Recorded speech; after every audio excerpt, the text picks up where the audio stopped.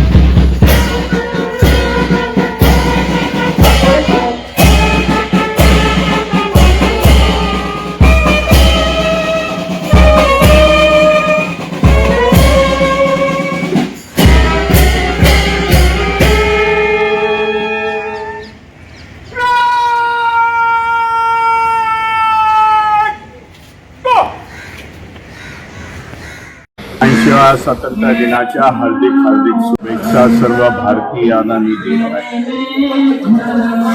देशाचं स्वातंत्र्य चिरायू राहावं येणाऱ्या काळामध्ये ही अपेक्षा करतो आणि देशातील सर्व नागरिकांचे हक्क अधिकार आणि देश संविधानाच्या माध्यमातून चालू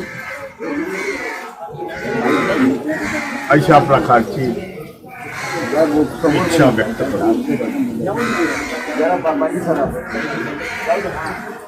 देशामध्ये पहिल्यांदा 80वा स्वातंत्र्य दिन साजरा होण्याच्या पूर्वी जे काही देशामध्ये तरुणाईंनी उठाव केला, नीट या पेपर लीकच्या माध्यमामधून आणि देशातील लाखो युथ झेंझीच्या माध्यमामधून एकत्र आली आणि व्यवस्थेच्या विरुद्ध त्यांनी बंड पुकारली।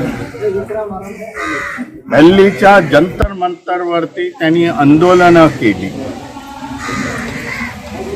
सरकारची असलेली हुकुमशाही त्यांनी मोडून काढली। त्याच्यासाठी 36 दिवस ते विद्यार्थी जंतर मंतरवरती बसले, आंदोलन केली। साधी मागणी होती, माजी शिक्षण मंत्री धर्मेंद्र प्रधान यांचा राजीनामा द्यावा। केवळ नीटच्या परीक्षेचे पेपर सातत्याने लीक झाले, फुटले, परंतु सरकार ऐकलं नाही।